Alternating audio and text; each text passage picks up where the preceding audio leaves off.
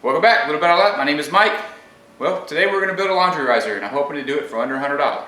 You know, lots of times those things are like 500 bucks for both of them. You know, they're $250 a piece. They raise those things up. You know, they're called pedestals.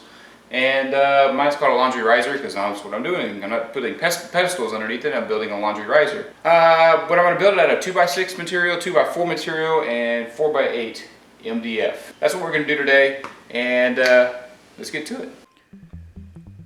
The first thing you want to do is obviously get the material that you need for your project. I got some 2x6s and 2x4s and all that stuff just sitting around the garage, so made it pretty easy to find the material. All I'm doing is just cutting down the dimensions that I need here, 2x4s and 2x6s.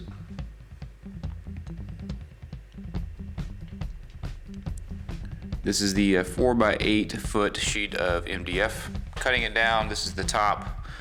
66 inches long, 30 inches wide. These are the part of the base that I'm making here. These are the 30-inch long ones, and just cutting them down to size.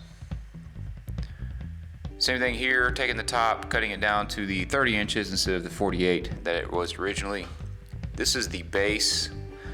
These are the 2x6s, and all I'm doing is taking some glue and some 3-inch screws, putting them a little bit sideways because 3 inches is a little too long for just two pieces of 2x6. Once I have them all put together, you can see I'm just kind of trimming the edges here. That way it's real nice and flush on both ends. Taking a piece of that MDF, and I am just ripping it down to some of the dimensions that I want. This is going to be basically the face covering for it. So you're not seeing some ugly 2x6s and 2x4s. You're going to see some nice painted MDF. Just mocking it up here, making sure everything kind of works like I wanted it to in my head. There's going to be 5 pieces of 2x4 on the top there.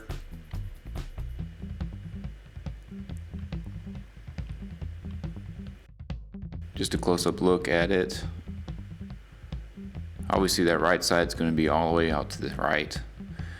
These are both of the base plates here. I'm just securing them together, taking one screw from one side, putting it mostly in, then putting the other one in on the other side, all the way in, and then coming back and securing that way. That way it doesn't shift.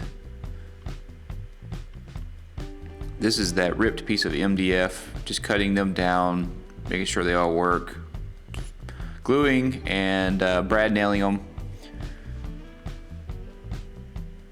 I'll be able to paint these later and end up being a lot better of a finish than just regular 2x6s and 2x4s.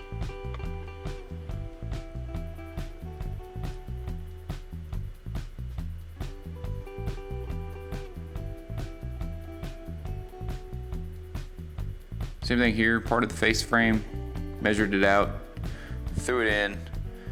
Just clamping on, make sure it fits. Everything fits real good when you get it. You know, basically when you start nailing everything together, some things move a little bit. So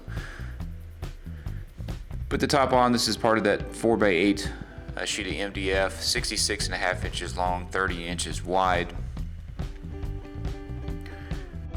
I have some 1/4-inch underlayment material, and so I just cut that out. This is going to be part of the finish of it, creating a little bit of a shaker style cabinet door look here. Gives it a little bit cool finish. You know, we have a little bit more of a country style house, so I'm just kind of going with that theme. They are 1.5 inches wide, and so just both of them, you know, securing them with brad nails and glue.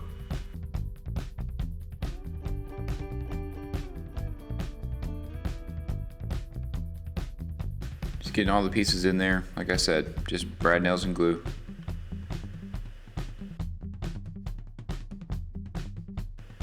And that's just obviously across the face part of it.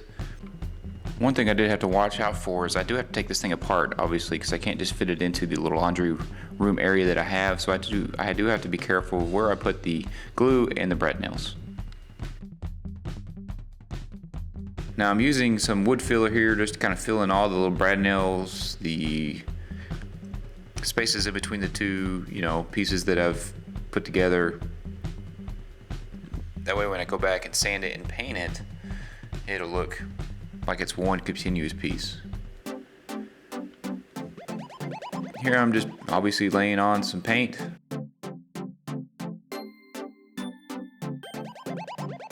This is some water-based paint here.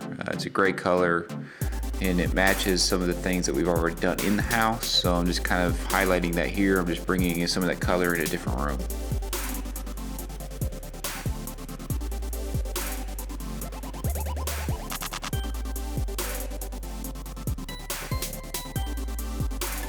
I end up putting 3 to 4 coats on. MDF really soaks up that paint.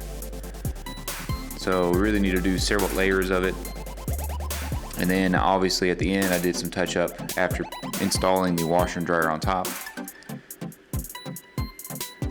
Just putting these pieces where they should be, kind of mocking it up again, seeing where everything fit. Well, obviously this part right here did not fit, so I had to go back to the saw and cut it down a little bit, but in all it worked out just fine. Putting the 2x4 pieces here that go across, used 5 of them, should support the washer and dryer just fine. If you can see on the right and left there are some pocket hole screws. Just showing that I put some pocket hole screws on both sides here. Then I flipped them over and put some pocket hole screws coming from the bottom side up. And the reason I did that is so when I secure the top MDF, I'll have a place for it to secure from the bottom. That way I don't put a whole bunch of screws through the top of it and then you have to cover them and put some wood filler and all that kind of stuff. I can just secure it from the bottom. Now I'm just throwing the top on there. You know, not everything is 100% 90 degrees, so I end up having to cut this down just a tad bit so it would fit. Last but not least is the pieces that kind of bring everything together. This is just some trim I found at Home Depot. Cut it down, painted it. I'm going to secure it with some glue and just hold it firmly long enough where it sits there nice. The end pieces here that I'm gluing together end up being the same profile as in height wise from the top, so it matched up really nice. And I'm just securing those with some glue and it's going to hold down just fine. Painted them, touch up paint if you scratch anything, and then if you see here at the very top I only left like maybe 1/8 to 1/4 of an inch, so it was a nice tight fit. Gotta make some things a little bit of fun, so laundry today or naked tomorrow. Here's the trim pieces. Like I said, the profile ended up being pretty good on both of them. Shaker style, bottom and across.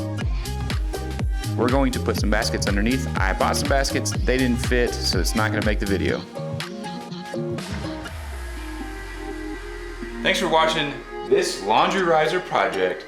This is the first time I did like a commentary over top of the video, so I hope you like that. If you don't, please comment, say I didn't like it, or comment, say I did like it. Like the video, share the video, and subscribe. And until next time, I'll see you on the next one.